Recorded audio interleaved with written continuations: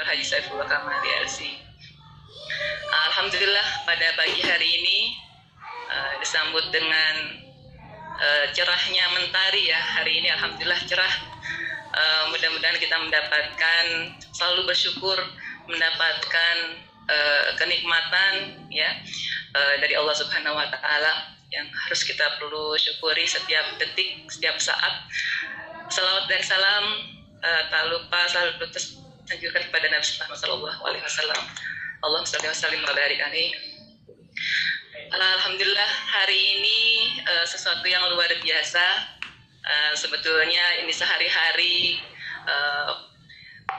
kita sudah membaca ya beberapa cuplikan-cuplikan dari cerita-cerita dari pemateri hari ini yang luar biasa di Facebook ya. Bahkan alhamdulillah saya juga dapat langsung dari Ustadz Saifullah bukunya gitu ya. Alhamdulillah sudah dibaca habis Ustadz dan sangat menginspirasi. Ini merupakan sesuatu yang membanggakan, baik dari kami dari Saida Jakarta maupun semua kerabat teman ya yang membaca, dan insya Allah ini akan terus memberikan inspirasi kepada umat, pada semakin banyak orang.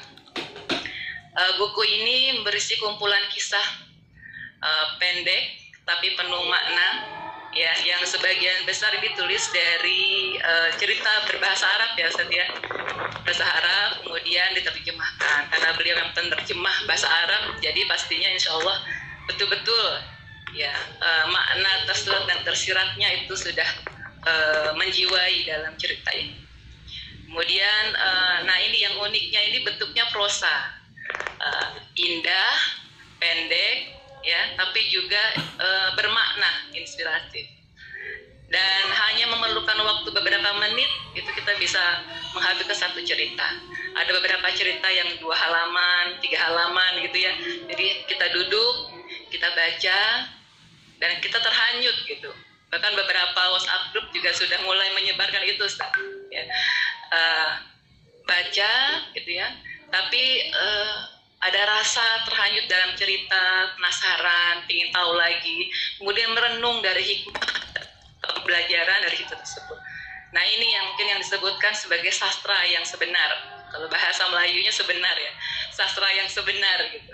Yang tidak hanya menyampaikan ide, tapi juga mengandung estetika, keindahan, rasa, imajinasi, pikiran gitu. Dan terutama ini memberikan inspirasi atau hikmah. Hikmah inilah yang terkadang kalau hanya berupa nasihat gitu ya, kita mungkin beberapa orang tidak cukup tersentuh. Tapi ketika berupa cerita, berupa prosa yang ringan, tapi dapat mudah dipahami, nah itu yang kemudian menjadikan kita, oh ternyata kehidupan itu harus selalu disyukuri. Keadaan yang sempit pun kritis seperti sekarang ini kita harus syukuri dan sebagainya. Itu banyak memberikan inspirasi dari buku ini. Maka atas nama lembaga, saya pribadi, Lembaga Saida mengucapkan tahniah Ustaz. Selamat dan terima kasih atas terbitnya buku ini. Mudah-mudahan menjadi pemacu ya, bagi kami semua, bagi kita semuanya untuk berkarya. Ketika berkarya ini ternyata meninggalkan buku itu bisa menjadi karya yang bisa menjadi amal jariah ya. Ketika kita ada di dunia ini mudah-mudahan bisa terus bermanfaat, tapi ketika kita memberikan atau memiliki satu buku, menciptakan satu buku, berkarya dengan buku, itu insya Allah ketika sudah tidak ada pun kan ya, insya Allah akan terus memberikan inspirasi dan pembelajaran bagi orang banyak. Dr. Saifullah Kamali ini bukan hanya pamanda saya, tetangga ya, tapi juga inspirasi yang luar biasa. Beliau adalah salah satu dari dokter pertama di Darun Najah. dan alhamdulillah sampai saat ini masih terus memberikan manfaat, memberikan semangat kepada kami di Saida Jakarta, berbagi ilmu dan pengalaman beliau. Ini mudah-mudahan menjadi amal jariah yang berterusan, Ustaz. Untuk informasi bagi hadirin semuanya, pada pagi hari ini Yayasan Darun Najah sudah mempunyai 3 perguruan tinggi, yaitu Saida Jakarta yang alhamdulillah berlokasi di Cipulir, kemudian Saida Bogor di Cipining, Bogor. Kemudian yang satunya lagi adalah STI Darun Najah, ilmu ekonomi ya, dengan prodi yaitu hukum keluarga Islam, manajemen pendidikan Islam, kemudian pendidikan Islam anak usia dini. Sedangkan yang di Bogor itu ada manajemen pendidikan Islam dan juga pendidikan guru madrasah ibtidaiyah ya atau SD. Sedangkan di STIE kami ada administrasi bisnis. Nah ini insya Allah bidu'aikum 3 perguruan tinggi ini dalam proses penyatuan dalam bentuk universitas dan juga ada penambahan prodi eksakta.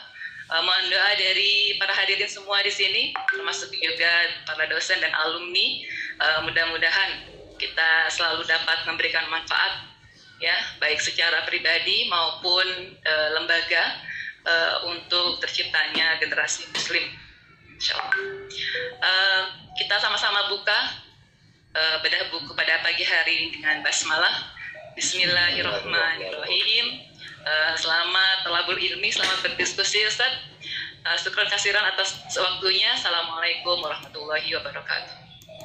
Waalaikumsalam warahmatullahi wabarakatuh. Syukran katsir Ustazah Duna, Masya Allah. Ma'ajmalah hadha sobah di Nazri Ustazah Duna. Terima kasih yang kami sangat-sangat apresiasi sekali dari apa yang disampaikan oleh Bu Duna. Teringat dan firman Allah Subhanahu wa taala, a'udzubillahi minasyaitonirrajim, ud'u ila sabili rabbika bil hikmati wal mau'izatil hasanah, yang artinya bahwa serulah, panggillah, ajaklah siapapun saudara-saudara kita, baik yang seagama maupun yang tidak ya, kepada jalan Tuhanmu, itu pada Allah Subhanahu wa taala dengan hikmah dan pengajaran yang baik. Jadi dari apa yang disampaikan Bu Duna berkenaan dengan 1001 kisah inspiratif ini adalah bagian daripada hikmah dan mau'izah hasanah. Subhanallah. Baik, terima kasih. Selanjutnya pada kesempatan yang berbahagia ini, bahwa ini adalah momen yang sangat luar biasa sekali, dan sekali lagi kami ucapkan terima kasih kepada Staida dan juga kepada Kepala Staida, dan juga terutama kepada Ustadz Saifullah Kamali yang telah menghadirkan buku ini yang sangat-sangat luar biasa, yang kami pun juga terheran-heran bacanya, kok ada ya kisah-kisah seperti ini. Saya seperti seakan-akan kita belum pernah ketemu dengan kisah-kisah yang sangat bermuatan sekali, seperti salah satunya tentang keputusan suka-sukanya hakim, itu lucu sekali, tentang anjing dijadikan bagaimana anjing itu dijadikan suatu ibaroh ya dalam sebuah pendidikan, sebuah pembelajaran bagi kehidupan kita, dan bagaimana sosok seorang hakim itu ya bisa kita katakan hanya manusia yang tidak lepas dari khilaf. Ini agak-agak sedikit cocok dengan keadaan-keadaan kita pada hari-hari ini nih, agak sedikit menyentil ini sebetulnya ini, tapi sangat-sangat luar biasa sekali. Selanjutnya kami akan paparkan biodata ataupun kurikulum vitae dari saudara pembicara kita nanti. Beliau bernama lengkap Saifullah Kamali PhD. Beliau tinggal di pesantren Darun Najah di Gedung Andalusia. Kemudian pendidikan beliau kelahiran di Cipanas ya, 29 Juni tahun 1958. Nah, kemudian beliau memiliki banyak sekali pengalaman-pengalaman baik di bidang pendidikan ataupun di kegiatan-kegiatan beliau yang kalau kami bacakan ini subhanallah luar biasa. Kami yang muda ini sangat-sangat terinspirasi dari apa yang telah beliau lakukan. 2007 sampai 2010 beliau mengenyam pendidikan di Universitas Malaya. 2005-2006 di International Islamic University Malaysia. Kemudian untuk PhD beliau, jadi beliau ada 2 PhD ini ya di Malaysia ya, satu di Ad-Doktora fil Lughah wal Lisensia bi Jami' Malaya Malaysia. Terus 1906 sampai 2000 di Universitas Indonesia, 85 sampai 87 di YIN Syarif Hidayatullah Jakarta. Wah, subhanallah, satu alma mater dengan saya, alhamdulillah. Kemudian 1980-1984 Islamic University di Madinah, Saudi Arabia. 78 sampai 1980 Institut Pendidikan Darussalam IPD Gontor. 72 sampai 78 1978 di Pondok Modern Darussalam Gontor. Jadi beliau adalah alumni Pondok Modern Darussalam Gontor. Kemudian kegiatan beliau 78 sampai 80 di Pondok Modern Gontor sebagai tenaga pengajar. Juga kemudian tahun 85 tahun sampai 95 di Pondok Pesantren Darun Najah, 86 sampai sekarang di Sekolah Tinggi Agama Islam Darun Najah. Tahun 97 sampai sekarang sworn and authorized translator for Arabic into bahasa Indonesia and vice versa. Ini sebagai mutarjim. Subhanallah. 2000 sampai 2005 Al-Azhar University of Indonesia Jakarta. 2005 sebagai dosen ya, Head of Arabic Language Department at the Faculty of Arts dan Vice Dean of the Faculty of Arts. 2005 sampai 2013 Head of Arabic Language Department at the Faculty of Arts. 2002 sampai 2013 Trainer for Utilizing ICT to Improve Teaching and Learning of Arabic in Madrasah, sponsored by Pusdiklat Kemenang RI. Semoga bahasa Inggris saya tidak malu-maluin Saida ya. Kemudian 2009 sampai 2011 Darun Najah Islamic Foundation. 2009 sampai 2013 Arabic Interpreter for Australian Federal Police in Jakarta. Kemudian 2013 sampai 2014 Head of Ma'had Tahfidz Al-Quran Muhammad Amin Darun Najah 15 Bengkulu. 2014 sampai sekarang Quality Assurance Coordinator in Sekolah Tinggi Agama Islam Darun Najah. 2015 hingga sekarang Lecturer of ICT for Translating of Faculty of Adab and Humanity UIN Syarif Hidayatullah Jakarta. Kemudian workshop dan seminar ini sangat banyak sekali. Ini sepertinya bisa dibaca oleh teman-teman peserta dari tahun 96, 97, tahun 2000, 2001, 2007, 2003, 2004, 2006, 2008, 2009, 2010, 2015 hingga saat ini.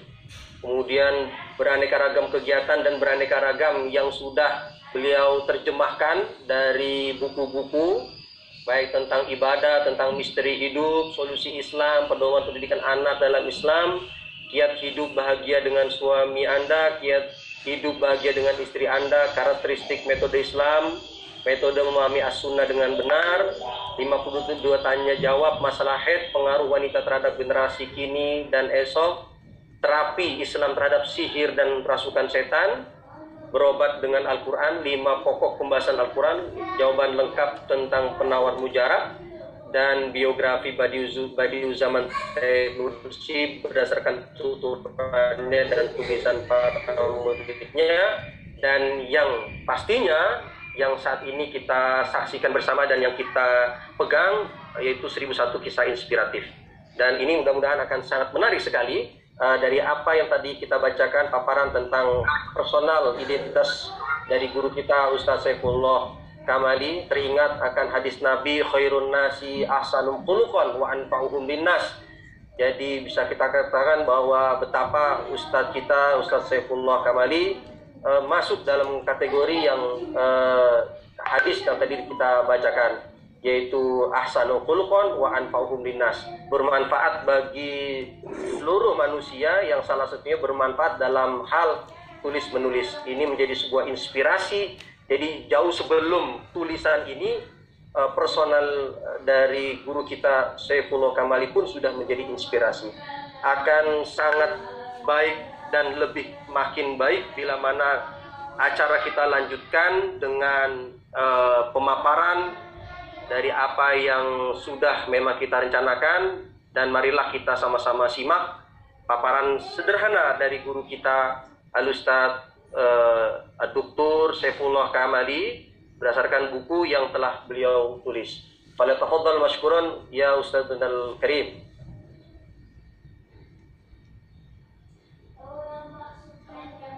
Bismillahirrahmanirrahim. Ketua Sekolah Tinggi Agama Islam Darun Najah, Duna Isfana PhD, keponakan dan tetangga langsung sebelah rumah. Assalamualaikum. Waalaikumsalam. Para dosen, ada Dr. Abu Nazab, Pak Rawil, saya tidak tahu Pak Nur Hadi sempat hadir apa tidak. Beliau sedang sakit, Ustaz. Iya, betul. Alhamdulillahirabbil alamin, wassalatu wassalamu ala asyrafil anbiya'i wal mursalin wa ala alihi wa sahbihi ajma'in. Rabbi shrah li sadri wa yassir li amri wahlul 'uqdatam min lisani yafqahu qawli wa ba'd. Assalamualaikum warahmatullahi wabarakatuh. Waalaikumsalam warahmatullahi wabarakatuh. Tadi sudah dibacakan surat Al-Fatihah untuk semua saja yang sekarang sedang mendapat ujian, termasuk pemateri inti sebetulnya yang sudah direncanakan jauh-jauh hari, Dr. Nur Hadi Sulhan yang sedang istirahat, ya, sedang dapat ujian bersama dengan menantu saya, Wakil Ketua Staida, yang sekarang sedang menjalani isolasi di Wisma Atlet setelah 2 minggu di rumah, ya, dan berobat 2 kali ke dokter, ternyata belum juga, ya, mungkin harus pindah suasana, dan alhamdulillah ini 2-3 hari ini, ya, mudah-mudahan sehat walafiat. Termasuk ada sahabat kisah, saya menyapanya di Facebook itu dengan sebutan sahabat kisah, yang selalu mengikuti cerita-cerita yang saya kirim, alumni Darun Najah, ya, saudara Irfan Irawan, mungkin ada kawannya yang kenal di forum ini, ya, sempat meminta bantuan kawannya itu plasma darah golongan apa gitu kan. Jadi semoga semuanya yang sedang mendapat ujian dari Allah Subhanahu wa taala itu segera diangkat penyakitnya, dan yang sehat tetap sehat, kita jaga jarak. Nah, salah satu tadi saya kirim ke Ustadz Tawil, saya minta yang bersangkutan sebetulnya untuk bergabung. Ibu Arini, apakah ada nggak? Beliau alumni Darun Najah angkatan 14, seorang tenaga pengajar bahasa Inggris. Ada nggak ya? Belum ya, belum kelihatan ya. Jadi media sosial ini, ya, seperti pisau bermata dua. Tergantung bagaimana kita menggunakannya.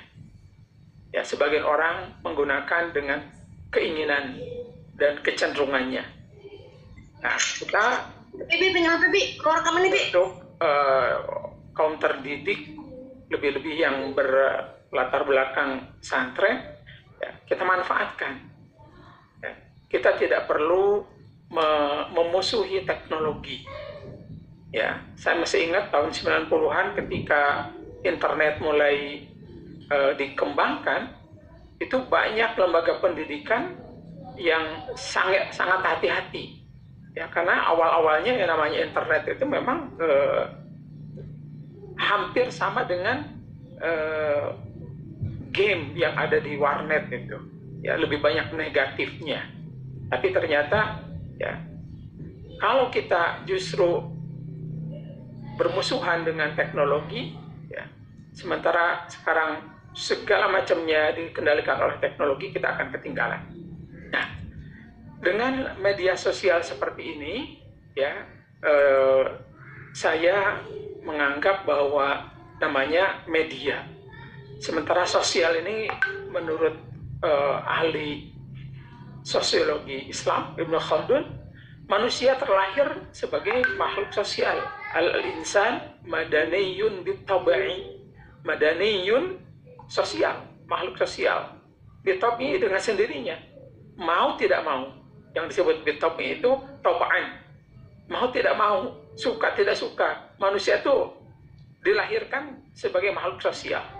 Ya, lahir aja tidak bisa sendiri. Ya, sampai meninggal pun tidak bisa sendiri. Ya, sekaya, sehebat, superpower apapun, tidak mungkin jenazah akan menggelinding sedemikian liang lahat. Ya, jadi sejak lahir sampai kapanpun manusia sangat bergantung kepada lingkungannya. Maka dengan adanya media yang disebut media sosial ini kita manfaatkan. Nah, saya bukan hanya memberikan inspirasi, justru banyak mendapat inspirasi dengan media sosial ini. Termasuk yang pagi ini, saya minta kalau memang ada mungkin bisa bersuara Ibu Arini. Ada yang kenal juga mungkin, ya, Ibu Arini ini. Beliau ini mengirim tulisan tentang getaran frekuensi. Nah ini kan ya bagus sekali bahwa, nah nih saya sebutkan aja nih sebentar ini, virus COVID-19 itu memiliki getaran frekuensi 5,5 Hz, ya 5,5, dan virus itu akan mati pada frekuensi di atas 25,5 Hz. Biasakan ada megahertz ya. Jadi sekali lagi, virus COVID ini frekuensinya getarannya itu 5,5, sementara akan mati dalam getaran 25,5. Nah, berarti kita perlu meningkatkan getaran frekuensi. Nah, itu di mana getarannya itu? Nah, getaran frekuensi itu ternyata ya bisa disebabkan. Jadi frekuensi itu kan naik turun ya. Nah, getaran frekuensi dalam tubuh kita ini bisa turun. Karena apa? Ketakutan, kecurigaan, kecemasan, ketegangan, kecemburuan, kemarahan, kebencian, keserakahan, rasa sakit, stres, fobia. Nah, kalau tadi perasaan-perasaan tadi itu hinggap di tubuh kita, getaran frekuensi akan turun. Nah, berarti sistem imun juga akan turun.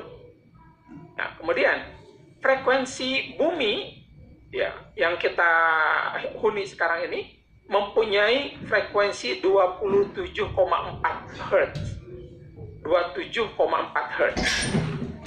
Tapi ada ya getaran frekuensi yang didukung oleh lingkungan, sangat rendah sekali. Apa itu? Frekuensi. Kalau kita ada di tempat itu, maka frekuensi itu lebih rendah dari frekuensi bumi. Pertama, rumah sakit. Kedua, pusat rehabilitasi. Ketiga, penjara. Keempat, ruang bawah tanah, dan sebagainya. Nah, frekuensi di situ menjadi 20. Sedangkan kalau bumi pada umumnya 27,4. Nah, frekuensi di tempat-tempat tadi itu 20. Bahkan bisa kurang. Nah, kemudian frekuensi juga akan rendah ketika virus menyerang. Misalnya, ketika kita merasa nyeri, ya biasanya ini kan virus yang varian Delta ini katanya menyerang tulang, demam, tulang sakit seperti chikungunya mungkin. itu frekuensinya itu 0,1 sampai 2 Hz. Rasa takut 0,2 sampai 2,2. Iritasi, ya, luka 0,9 sampai 6,8. Kebisingan. Nah, ini harus diantisipasi ini. Ya, tapi Bu Duna syukur-syukur WFH-nya masih berlangsung ya, karena kampus kita ini cukup rentan dengan kebisingan. Karena apa? 0,6 sampai 2,2 itu bisa menurunkan frekuensi. Nah, kemudian kebanggaan, bangga yang tidak pada tempatnya 0,8, dan perasaan superioritas 1,9. Nah, itu hal-hal yang bisa menurunkan frekuensi. Kemudian frekuensi tadi di atas 25,5 itu bisa mematikan, karena virus COVID ini hidupnya dengan frekuensi 5,5. Mati di 25,5. Bagaimana meningkatkannya? Nah, menurut tulisan ini, kedermawanan itu mempunyai frekuensi 9,5 Hz, rasa syukur 150 MHz, welas asih 150 atau lebih, menyayangi semua makhluk hidup 150 atau lebih, cinta kasih tanpa syarat 205 Hz, tertawa bahagia 500 Hz. Oh, tinggi sekali itu tertawa itu ya. Nah, kemudian banyak sekali, saya tidak akan ini ya, olahraga dan segala macam, termasuk juga yang tinggi itu doa 120 Hz. Nah, apa kaitannya dengan buku 1001 Kisah Inspiratif ini? Itu kan pertanyaannya, kenapa saya mengutip itu? Bahwa buku 1001 Kisah Inspiratif ini, menurut hemat saya sebagai penerjemah, termasuk pembaca awal tentunya, itu memberikan sumber untuk meningkatkan energi yang dapat meningkatkan frekuensi. Karena sebagai makhluk sosial, ya, kita dengan berinteraksi meskipun di dunia maya, semangat kita akan meningkat dengan drastis.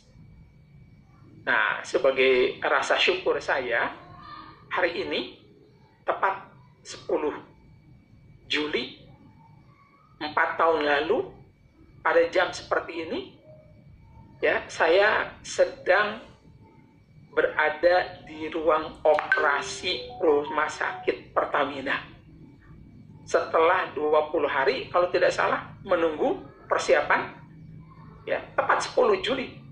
Ini hari ulang tahun operasi perut saya. Jadi perut saya ini sempat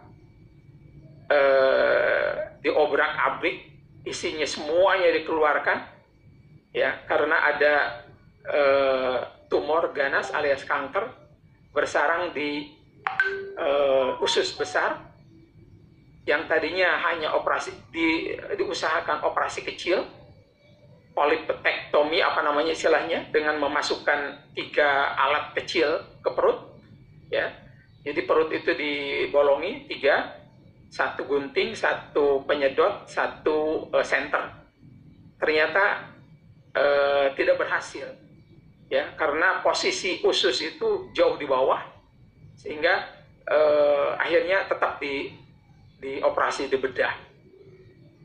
Ya, itu dari jam 9 yang rencananya diperkirakan 7 jam, molor sampai 9 jam. Jadi saya mungkin 2 hari itu tidak sadar, sempat di ICU 1 malam. Nah, dari bacaan-bacaan itu saya mengetahui bahwa sel kanker itu akan muncul jika imun rendah.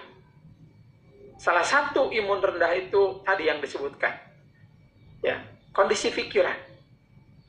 Maka dengan adanya kisah-kisah yang saya terjemahkan itu sebetulnya untuk memberikan motivasi kepada diri sendiri. Tapi sebagai makhluk sosial kok rasanya pelit sekali. Kalau hanya untuk diri sendiri, maka saya sebarkan. Tak disangka, tak dinyana, ketika disebarkan itu mendapat sambutan yang luar biasa. Ternyata yang senasib, yang mempunyai perasaan yang sama dengan saya itu cukup banyak. Ya, dari komentar demi komentar sampai ada yang menganjurkan, tolong Ustadz, Pak, dibukukan biar bisa dibaca oleh orang lain dan kapan-kapan dibaca. Ya, saya alhamdulillah dengan buku ini sejak sebelum pergi ke Madinah tahun 80 itu sudah mulai menerjemahkan.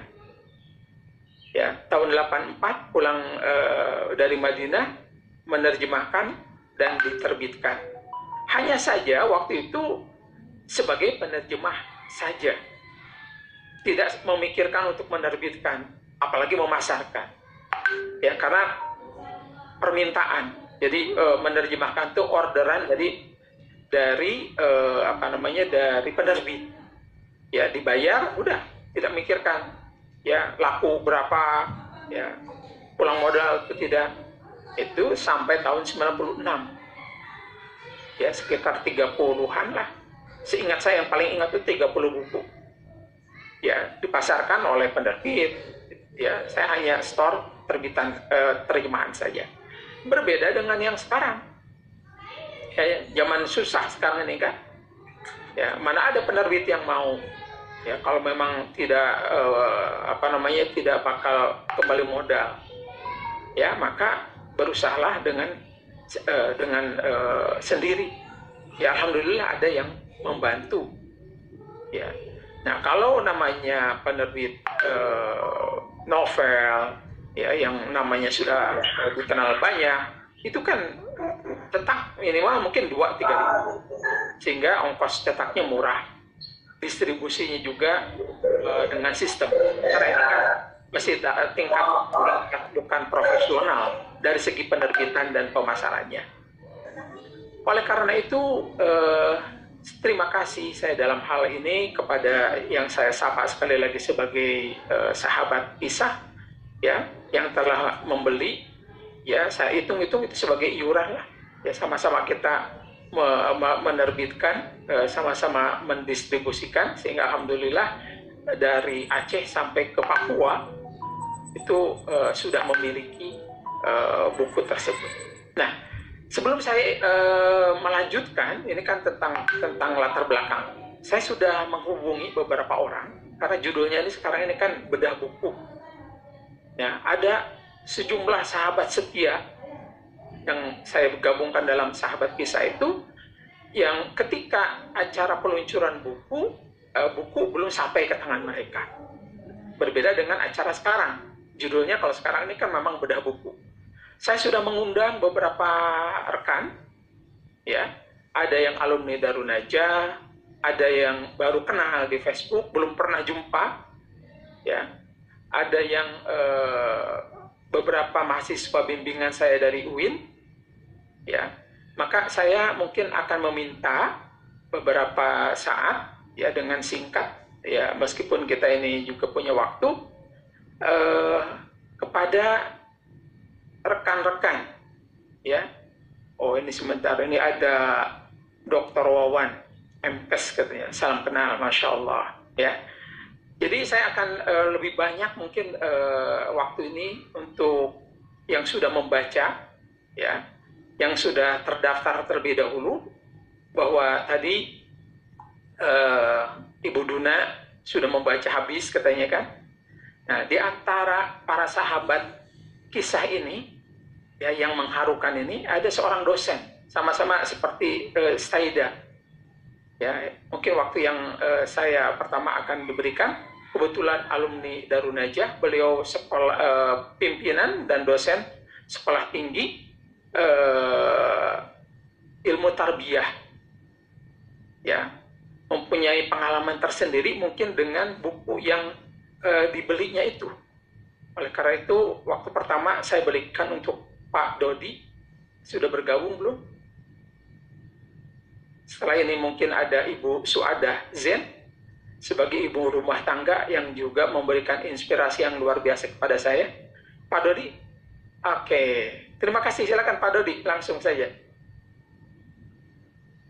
Ya, terima kasih Ustadz saya Dr. Saifullah Kamali. Ya, saya kaget ini diberikan waktu pertama kali.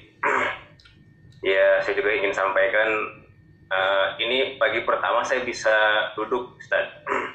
Karena beberapa hari saya hanya bisa rebahan. Kemarin pagi ke dokter karena darah saya ngedrop sampai 30. Jadi saya punya penyakit darah rendah. Ya, tapi saya semangat ya diundang sama Ustadz Saifullah Kamali, dan saya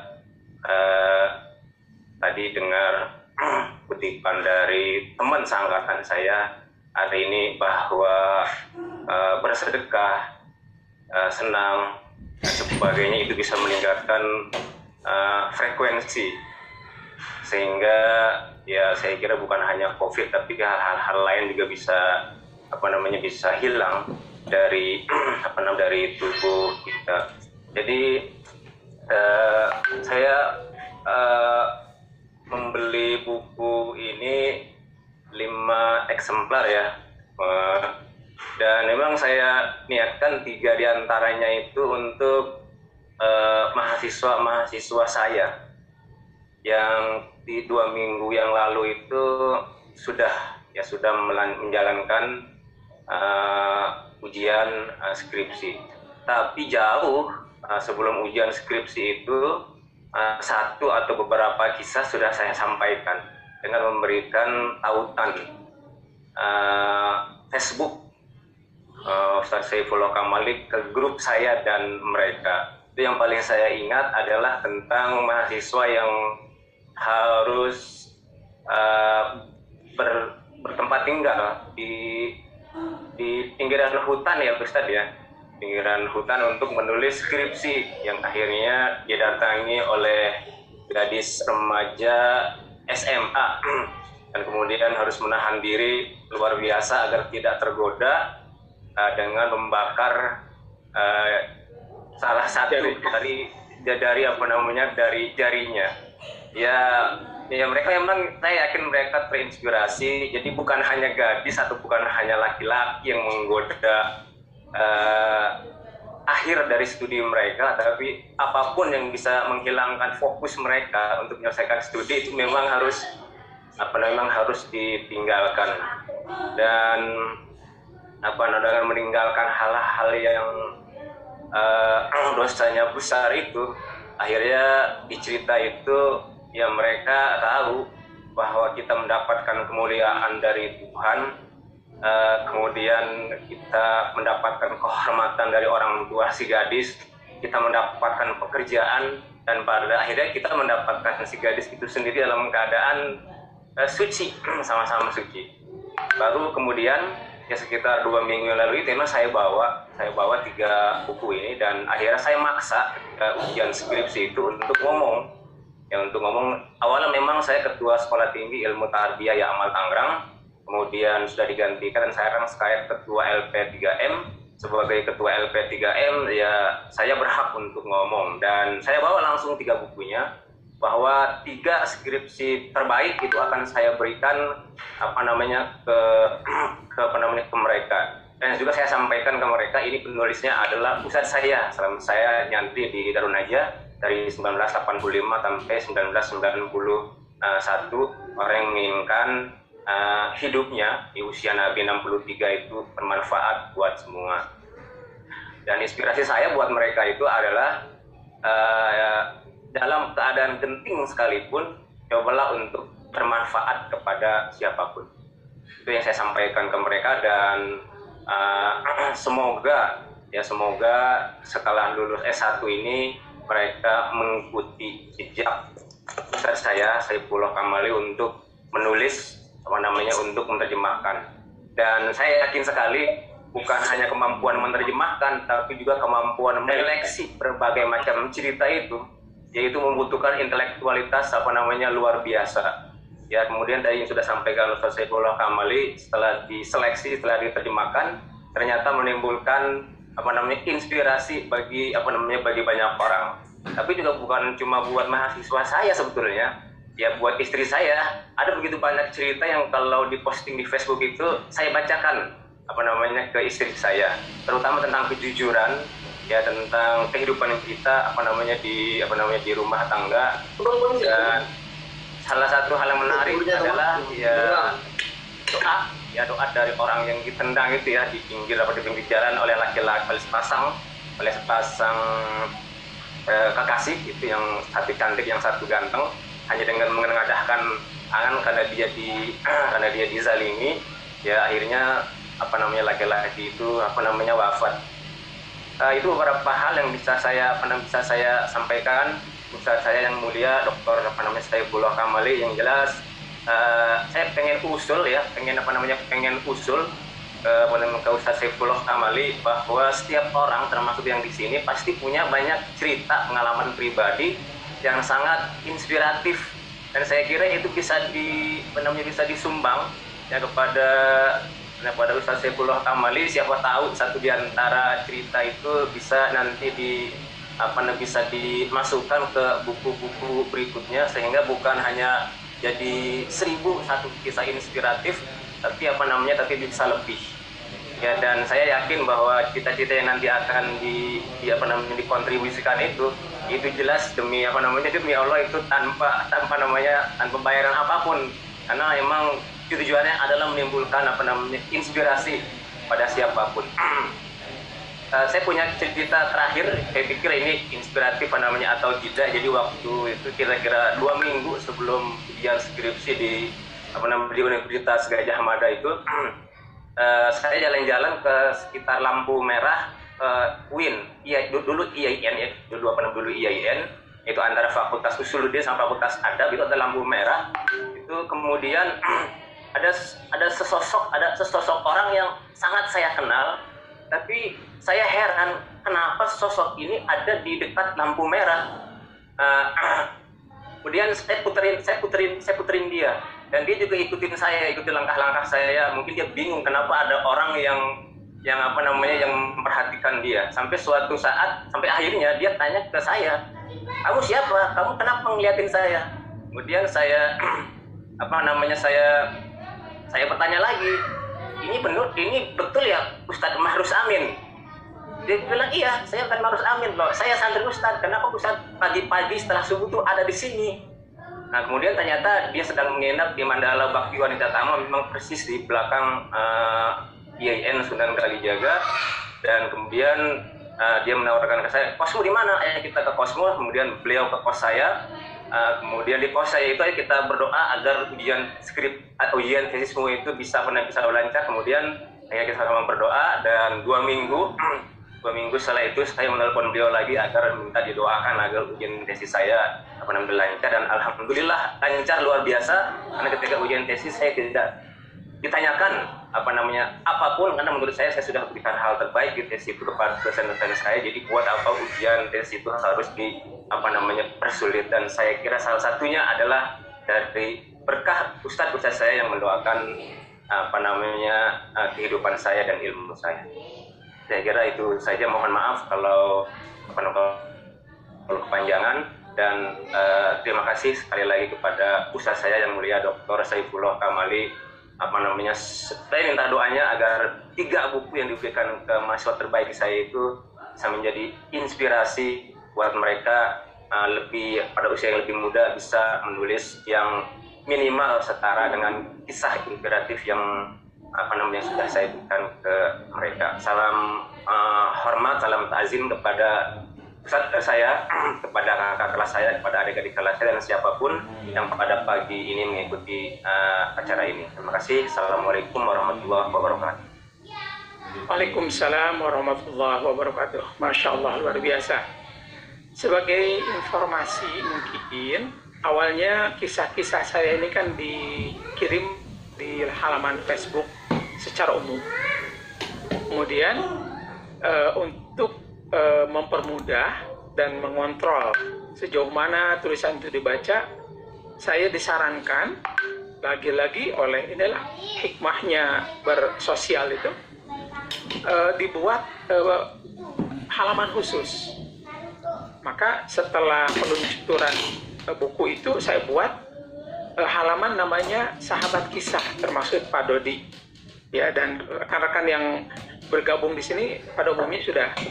Nah, di Sahabat Kisah itu kita bisa berbagi. Jadi para sahabat, Pak Dodi dan kawan-kawan di sini juga sudah ada nih, ada Dr. Darmawan Lume katanya ingin berbagi, tapi mungkin saya harus dahulukan yang sudah terdaftar terlebih dahulu untuk berbagi kisah. Nah, kisah tadi yang disebutkan oleh Pak Dodi tentang mahasiswa membuat skripsi di tengah hutan, itu sebetulnya kisah itu wallahu alam ada apa tidak. Tapi aslinya bukan seperti itu. Nah, inilah manfaatnya kita berbagi. Jadi kisahnya itu hanya seorang pemuda di tengah hutan yang digoda oleh perempuan. Tidak ada judulnya dia mau menulis skripsi. Terinspirasi oleh mahasiswa-mahasiswa saya yang lelet membuat skripsi. Kenapa tidak tidak pergi ke tempat yang itu? Jadi dalam metode terjemahan disebutnya itu adaptasi. Nah, ini di sini kan banyak nih, saya ngundang mahasiswa saya dari UIN untuk bergabung karena bagi sebagian dari mereka ini masih bingung apa sih adaptasi saduran. Ya, jadi cerita-cerita kawan yang dikirim lewat messenger atau apapun juga, itu terus terang saja memperkaya imajinasi saya untuk membuat cerita itu seperti betul-betul cerita yang real. Nah, termasuk Pak Dodi sendiri kan itu mendapat inspirasi dan ditularkan. Jadi aslinya itu memang bukan mahasiswa yang entah siapalah. Ceritanya pendek sekali. Ya, seorang pemuda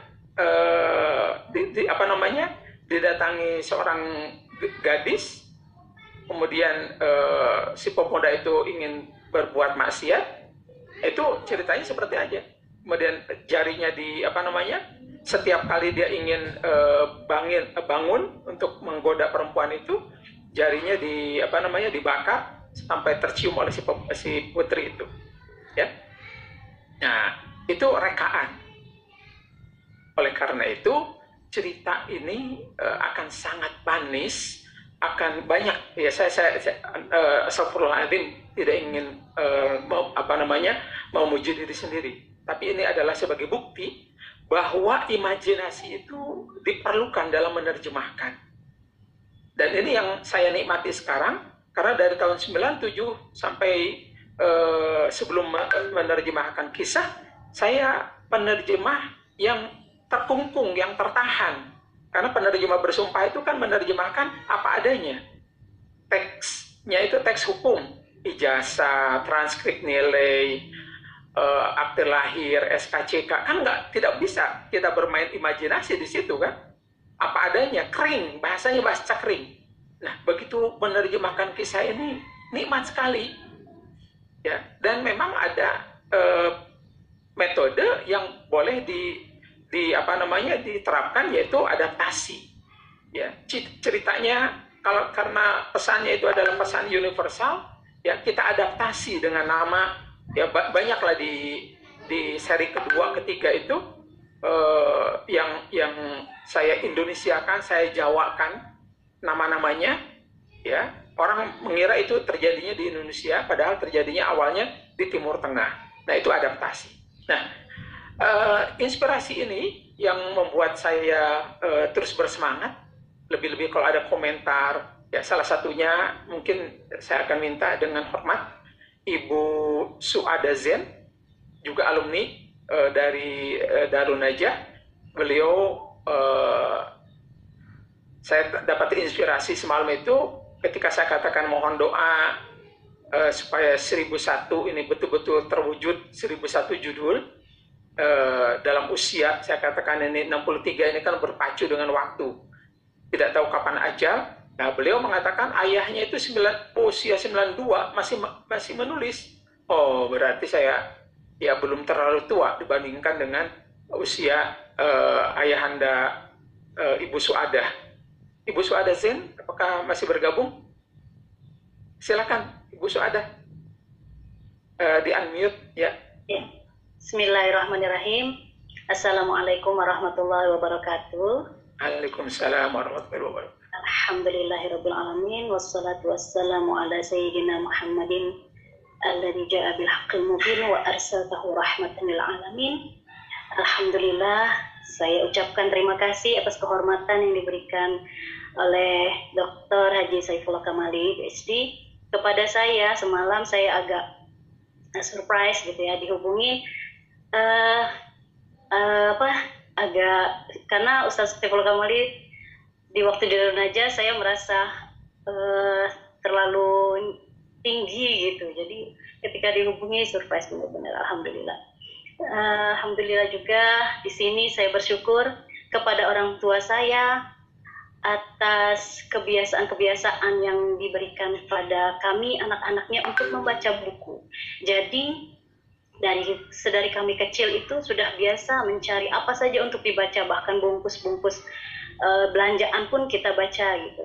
Jadi ketika ada cerita-cerita di FB, kisah-kisah hikmah, itu seperti haus sekali itu seperti rezeki banget itu kita yang sekarang susah membeli buku atau mencari sumber-sumber untuk diceritakan lagi kepada anak. Dan ada cerita-cerita di media sosial. Dan saya juga sedikit waktu itu mengusulkan supaya dibukukan, supaya nanti saya bisa ceritakan lagi atau anak-anak bisa membaca lagi. Orang tua saya, alhamdulillah, itu semuanya pencinta buku, pencinta ilmu. Dari merekalah kami 9 anak itu selalu berebut kalau ada buku baru atau ada bahkan koran doyok lah istilahnya dulu itu ya, dari pos kota itu kita selalu berebut.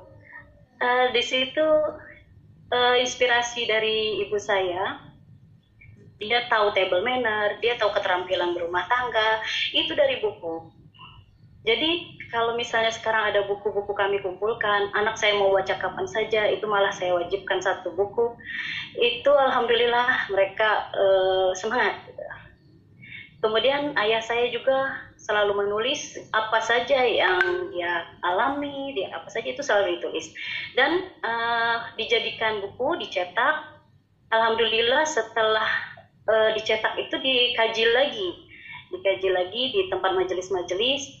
Dan ketika usianya sudah 88 itu dia masih mengetik, Ustaz.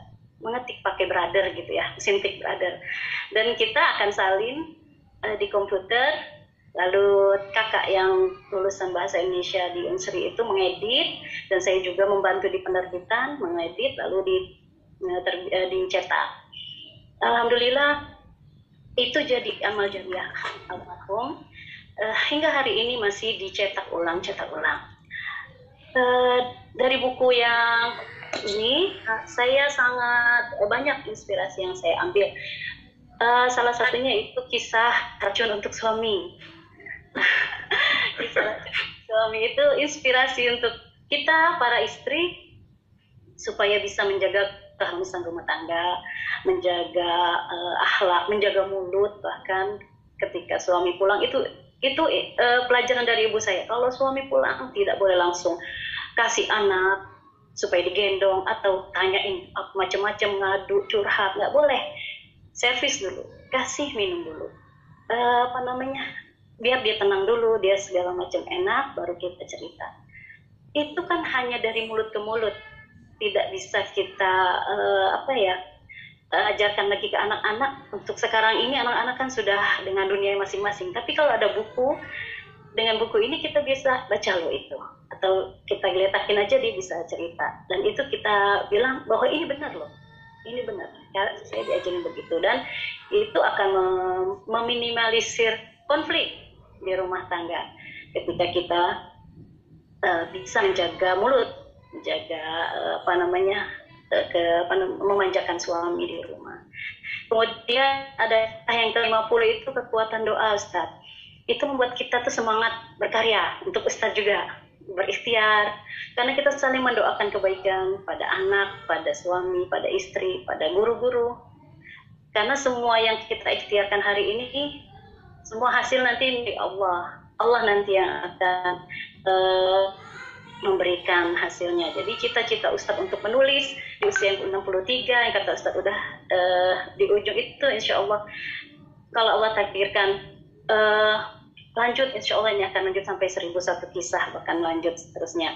Dan kalaupun nanti masih ada tulisan-tulisan yang di kertas-kertas itu, insya Allah ada murid-murid, ada santri-santri, ada anak-anak yang akan dengan doa Ustadz akan melanjutkan tulisan-tulisan tersebut, Ustadz.